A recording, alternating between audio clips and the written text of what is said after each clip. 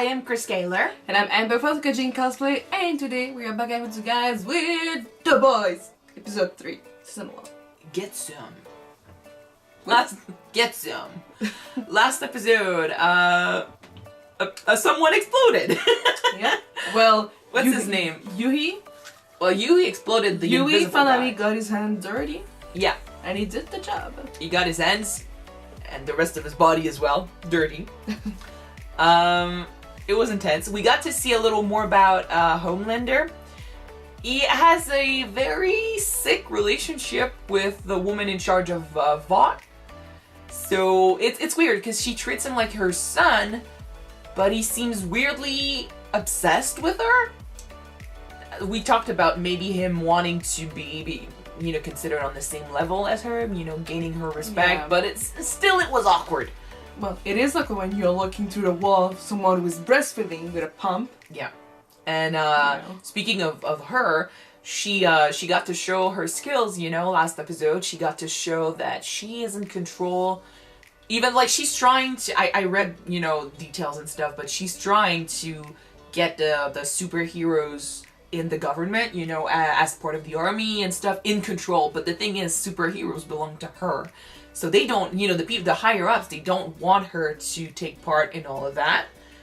And she has a very interesting way to make sure she does get in all of that. Blackmailing with a dude who can shapeshift. Yeah, exactly. So she's got a lot of stuff up her sleeve. Mm-hmm. So yeah, I think we're back with Hughie having exploded the invisible guy. It's gonna bring a lot of consequences. It's gonna bring a search and stuff because they will not find their 7 member, Nope. So let's jump in this episode and see how he handles the consequences to his psyche. All right, let's go.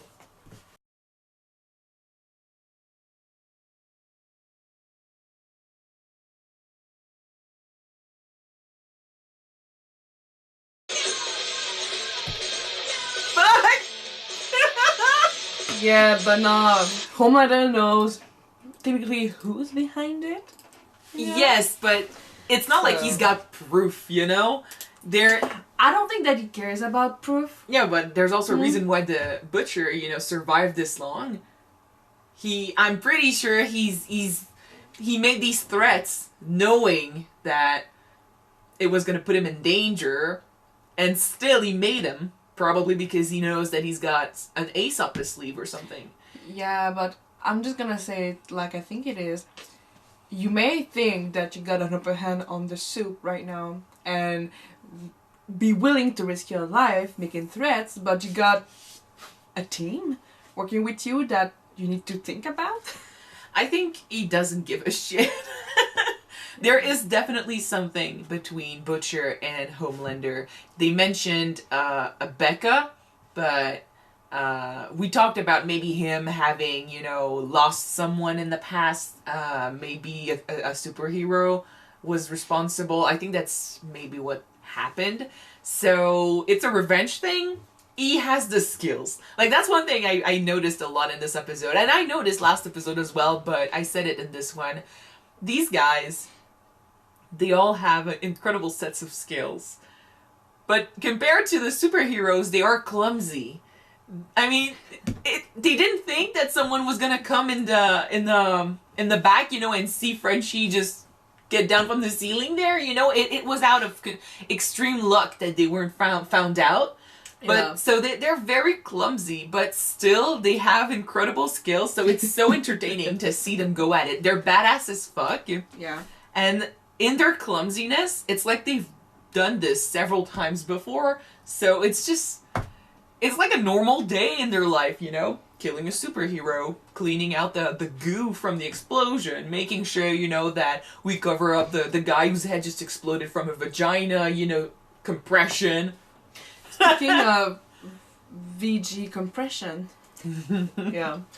I think I got my hands on right now that when they're using the drug, they're not aware of what they're doing. So that could explain maybe why a lot of people died when they're using, basically. And I think that maybe the NJC kept that over their head, so they need to do as they said, I wouldn't think that I mean, the way I saw how Homelander reacted to talking about Compound V, he didn't, seem angry about it, or he didn't seem to hate the thing, and H Grain seems to be totally addicted to this, so and the way we've seen it, when they handled the situation with Starlight being recorded beating up two guys, it's all about publicity. So if they murder someone by accident, if they, like when they exploded Huey's girlfriend, they don't give a shit, they're not gonna be like, God, dude, you're such a horrible person. Now if you go around and say it, I'm gonna out you. It's not about that, because it's about their reputation, and they are the company.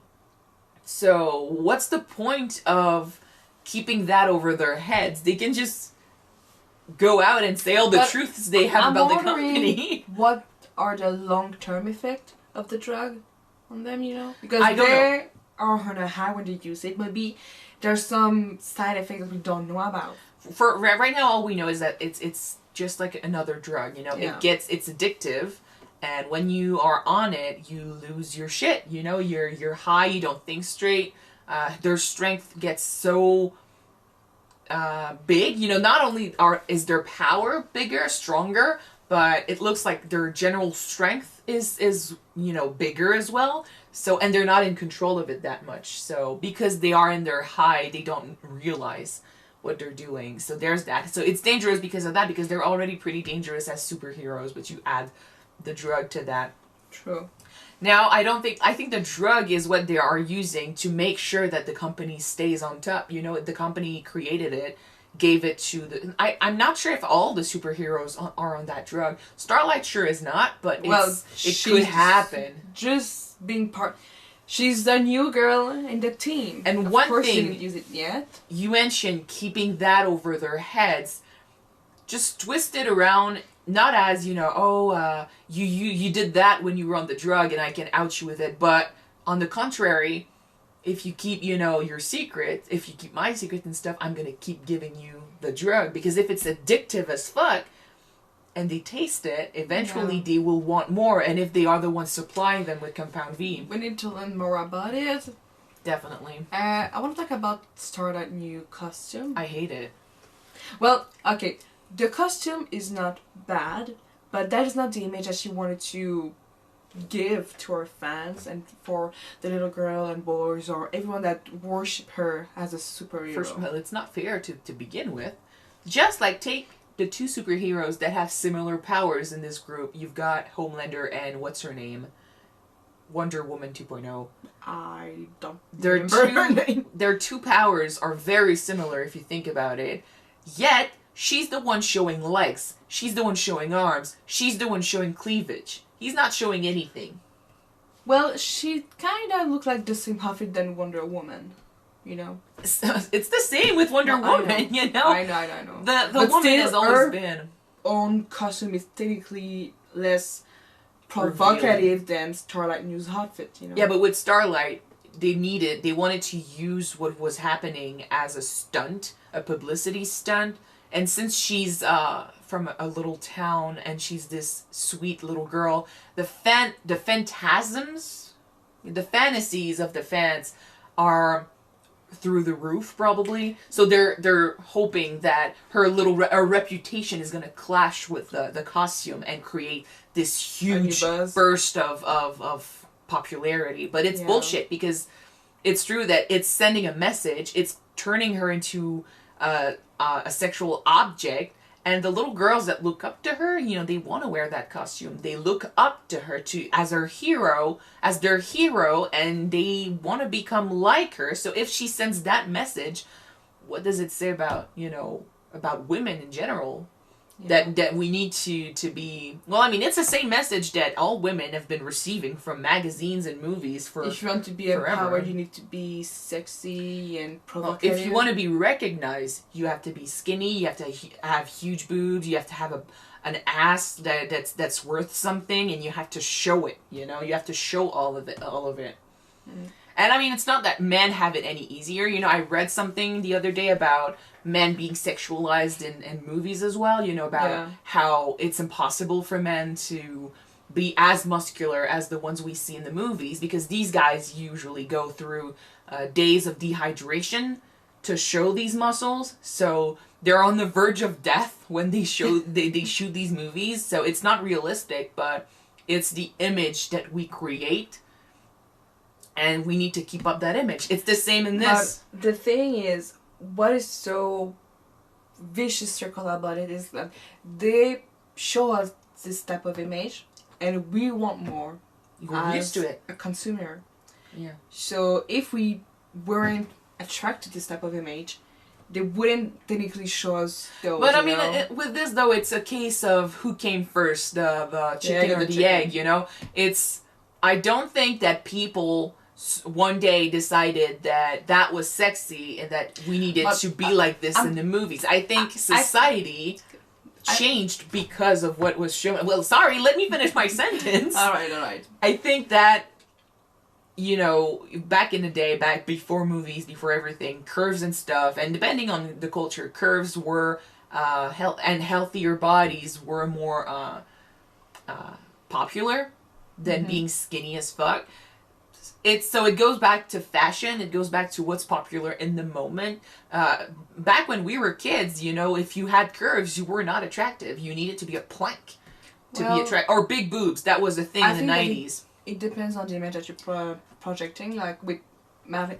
Our case with Starlight remind me of Marilyn Monroe. Like the side tongue girl who became like famous, and they changed her so much, but she had curves basically, but she was still considered as a sex symbol. Yeah, but it's the era, it's, you know, what was popular at the time, what was shown in the movies that created this unhealthy attraction to the type. That's the thing. It's not that suddenly, like, Marilyn Monroe did a lot of work on her body. I know. And then because she was popular, her new body became the norm. Became the thing that people were rooting for. So when I say it's the chicken and the egg, it's that's it. You know, you were saying that we want more of this. You know, we keep that tradition alive, but the tradition came first, or we just started expecting bodies to look like that. I think it's the tradition that came first. Someone, a woman or a male, that had this type of proportions came first. Sorry if I cannot speak like really clearly, but we saw someone who looked like an ideal type of celebrity. Someone important said that this was the ideal body, and then people, because I mean, the models and stuff, they are being photoshopped, so they don't have the ideal body type. It's not a body that exists, so no one ever had that body. But someone said that this was attractive somewhere, someone important, so people started believing it, and that this is all we can see in the magazines now. And it's the same with superheroes in the show. They show us the body type that is, you know, popular at the moment. They show it because that's keeping people interested. And, you know, we already know that they don't care about crimes and stuff. It's about showmanship. It's about showing off. So yeah, what do they have left to sell if not, you know, virtues and stuff while they have sex? Let's talk about the fact that Homelander basically confirmed that he considered the normal humans beneath the suit. Well, wouldn't you if you were Superman? That's the thing. It's when you have so much powers, I think it's way too easy to forget that. So yeah, you're not God. I think that we misunderstood his obsession about Madeline, the one who was in control of the agency. Damn it, I can't speak for the hell of me. I think there is still some obsession there, but I think that his obsession is not about her per se, but just what she represents. She's the one in control of the agency. Yeah, but he wants to be in her shoes. It's not obligated to be one or the other, though. Like, it could be a messed up case of I'm in control and I want to be in control of you, you know, if he has fantasies. He did have this type of behavior with the other superwoman that I still forgot her name. His ex, but he's very possessive of her. And I'm really curious about what she's hiding behind that mask, because she knows a lot about Homelander, and she, you know, when I said I didn't know if it was because she was still in love, or maybe it's because she saw through the bullshit. So now whenever she sees him smile and pretend, she's like, dude, you're not like that. But they're both very good at keeping the mask on, so... Yeah. But yeah, with him, like, he gave us a little more about his character in this one. It was also about him thinking that he's above all of them. Like, it's not... We were saying equality, but it's not equality. It's... He wants to be in charge. He wants to be the man, and he wants to have no one above him to tell him what to do. Well, right now, he's technically the strongest. The two that we saw so far. Yeah, but why does he not take over? He was asking a question to his ex, and she was saying because they write our checks. There's that. There's also, you know, we talked about Compound V. That's the blackmail right there. Like, if they have the drug and he's dependent, it could be that as well. But we don't know. We haven't seen him take the drug. Right now, the only one I'm sure he is dependent on the drug is A-Train, but... And his girlfriend. And his girlfriend, who yeah. fucking killed someone with a vagina. Oh, gotta go back. On a positive note, though, I'm so shipping Hughie and Starlight together. Me too. They're cute. I think they work, and he's real with her, and he doesn't see a superhero with her. I just hope that they're not gonna use her as a way to get intel on. Well, Butcher, I think he could definitely. I think he said you kept her number. Good. He meant it as a business thing, you know. Good because we could use it. She's a way in, you know, if they ever need one. But she's already been used by her own team. Well, so they could exploit that. Don't do that, please. They could exploit that, but it don't depends, destroy the only good thing that happened to her recently. And the thing is, like at her core, she wants to be a superhero. She wants to save people, and they want to do a good thing, but through very bad means. Killing people, killing superheroes, you know? Yeah. I don't think it's her thing. We didn't think it was Huey's thing, but apparently he enjoyed it, so... But I think with them, though, it goes deeper than that. I don't think it's he enjoyed it, it's because he was always told... Well, he couldn't find satisfaction after the death of his girlfriend, and that's the only moment. That's the first time he ever felt that he was getting retribution. So I think that's why he liked it so much. Because, first of all, he felt in power... He felt in control, and he felt that he was fighting back for something he lost. I think it's, in a way, understandable that you feel a rush when you take the life of someone. Even, and in this case, you take the life of a superhero who's technically not responsible, but with the other were responsible for his girlfriend's death. Let's not forget it was the asshole who gave him the monologue about him never amounting to anything. There's that thing, but I think that he... Okay. Je peux vraiment pas parler. She can't speak today. Sir, it's bullshit. But yeah, it's normal to feel a rush of adrenaline when you took somebody else's life. You say that like you did! You killed someone! People talk about that, but the thing is what you do with it at the end. Not everyone feels a rush after killing it. No, but you can feel a rush, but you don't need to say, I felt good and I want to continue to do it because it felt good. No, but with them, yeah. I felt the rush and I felt bad that I did something like that, you know. With them, the question is, why did he feel a rush? For me, I think it's because for the first time in his life, he felt strong.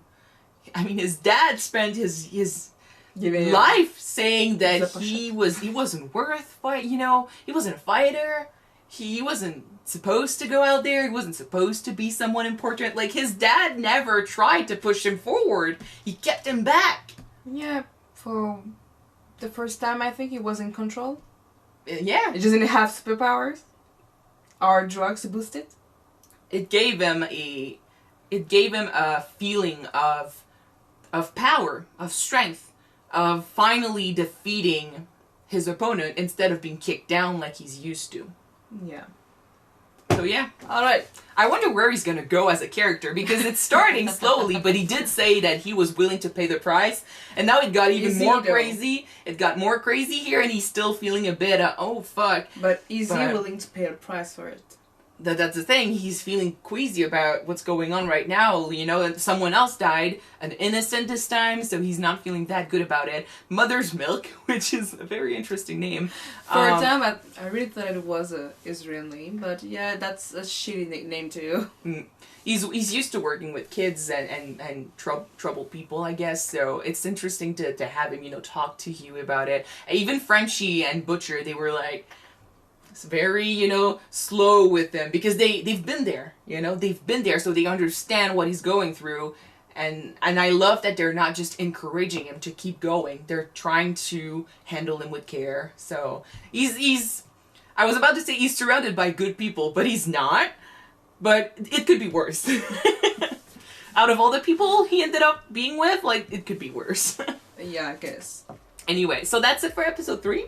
Thank you guys so much for watching this episode with us. If you want to see the next one right away, it's on Patreon already. We're actually, I think, a couple episodes ahead on Patreon, so check it out. And yeah, we'll see you next week on YouTube if you don't. All right, see you guys. Bye.